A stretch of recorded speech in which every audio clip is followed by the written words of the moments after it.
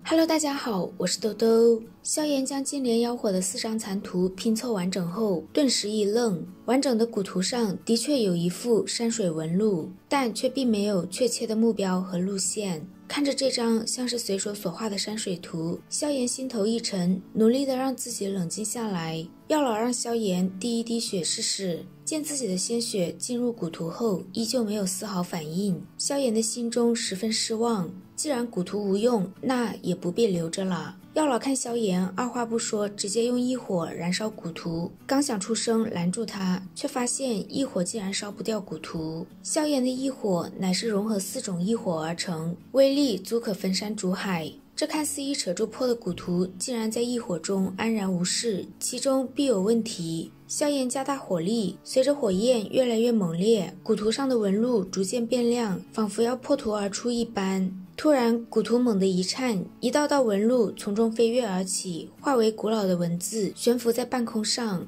双月同现，九星一体，天地潮汐，妖火降世。看到这些字，药老脸上涌现一抹震惊。双月同现，九星一体，说的是一种1000年才能一遇的特殊天地景观。天地潮汐，则是因为这种天地景观而引发的异象。古图上的意思是，在那一天，净莲妖火将会降临世间。药老算了算时间，距离上一次天地潮汐已经过去了997年，也就是说还有3年的时间，净莲妖火就会降世。药老松了口气，还好萧炎还有3年的时间准备，这3年他必须达到斗圣层次，不然就算妖火降世，萧炎也只能看着。萧炎苦笑一声，辛苦了这么多年，竟然就只得到了这些信息。他刚准备将古图从异火中拿出时，古图上的一道妖莲图文犹如活物一般，直接射进了萧炎眉心中。萧炎回过神，眼睛一闭，驱使着灵魂力量在眉心处扫描。他的眉心处，一团拳头大小的光团正安静地悬浮着。这种安静让萧炎心头有些泛寒。未知的东西总归是恐怖的，尤其这种恐怖的东西还在自己的脑子里。萧炎努力让自己恢复冷静，驱使着灵魂力量缓缓靠近光团。一道白芒自光团中爆射，穿透萧炎的防御，直奔他的灵魂。萧炎的身体陡然僵硬，脸上浮现一抹痛苦。就在药老准备查看萧炎的情况时，萧炎猛地睁开双眼。药老盯着萧炎，突然问他们第一次见面时萧炎多少岁。萧炎一愣，一脸错愕地看着药老，15啊。药老微微放松，他很怕萧炎被人强行夺舍。萧炎苦笑着摇摇头，然后说起刚刚从光团中得到的4字信息：净莲妖圣。药老想了10来分钟后，告诉他们，若是没有记错，净莲妖圣应该是万年前的一位顶尖强者。根据古籍记载，净莲妖圣在那个时代被号称为最接近斗帝的强者，而他也曾经是净莲妖火的主人。这幅古图或许应该也是净莲妖圣所留。根据药老看到的古籍记载，净莲妖圣虽然有些邪异，但为人也算得上磊落，应该不会做出什么太过无耻的手段。萧炎眉心中的东西应该也不会对他有太大的伤害。药老安慰萧炎，那个光团既然藏在古图中，肯定也跟妖火有关，说不定这就是收集古图的好处呢。萧炎不知道的是，3年后，这个光团不仅救了他一命，还助他收服净莲妖火，实力大涨。药老拍拍萧炎的肩膀，现在他该想的是如何在3年内突破至斗圣。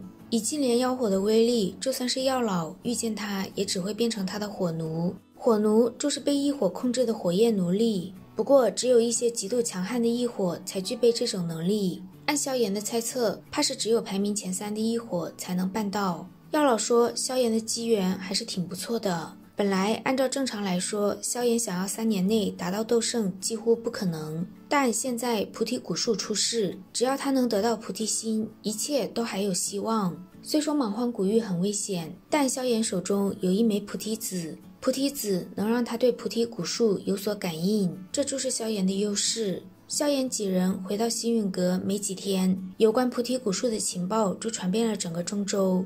中州上的各方势力都因为这则情报蠢蠢欲动时，萧炎找了处密室准备闭关。在进入莽荒古域前，他必须要尽可能的提升实力。萧炎这次闭关便是要修炼刚刚得到的天阶斗技金刚琉璃体。金刚琉璃体以身化金刚琉璃，无锋能破，无坚不摧。此计炼制大成，化金刚琉璃身9丈9尺，乃为极致。金光耀世，拳可崩天，脚可裂地。萧炎开始了长达半个多月的闭关。在中州无数势力躁动的等待中，中州的东北天空上，一股极其特殊的氢气扩散。凡是吸入了这种氢气的人，脑海深处都浮现了一个相同的影像，一股智慧的气息从一棵古老的大树上弥漫，这就是传说中的菩提古树。整个中州瞬间彻底轰动。星陨阁中剧烈的爆炸声响起，一道足有将近8丈高大、通体黄金一般的巨人，踏着地动山摇的步伐跨出禁室，仰天一声暴吼。星陨阁的长老们脸色一变，他们感受到了一种极度危险的气息，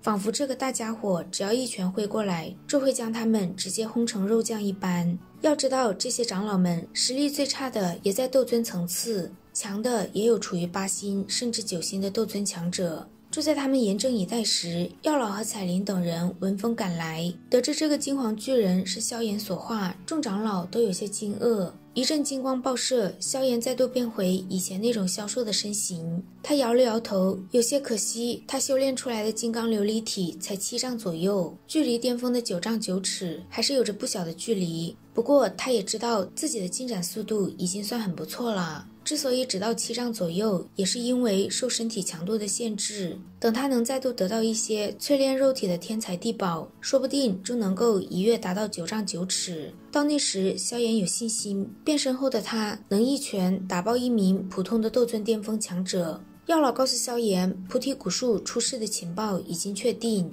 菩提古树诱惑太大，这次即便是那些远古种族都会出手，而星陨阁需要他坐镇，所以药老让萧炎先带人前往莽荒古域，若是遇到无法解决的麻烦，便将他给的空间玉简撕开，他会立刻赶过去。萧炎得知他闭关的这半个多月中，已经有不少势力进入了莽荒古域，便决定立刻动身前往莽荒古域。这一次他只带了彩铃、小医仙、青灵以及一位斗尊巅峰的青城长老。天火尊者因为还在闭关中，只能无奈掉队。彩铃和小医仙本身的战斗力能够达到8星斗尊，联手时足以和斗尊巅峰的强者斗上一斗。而有着碧蛇三花瞳的青灵也是一个极为强力的爆发型战斗力，更别说他那能够控制蛇形魔兽的奇异能力。所以他们虽然人数不多，但只要不是遇见太过可怕的对手，就不会太难。好啦，今天的视频到这里就结束了，我们下集再见，拜拜。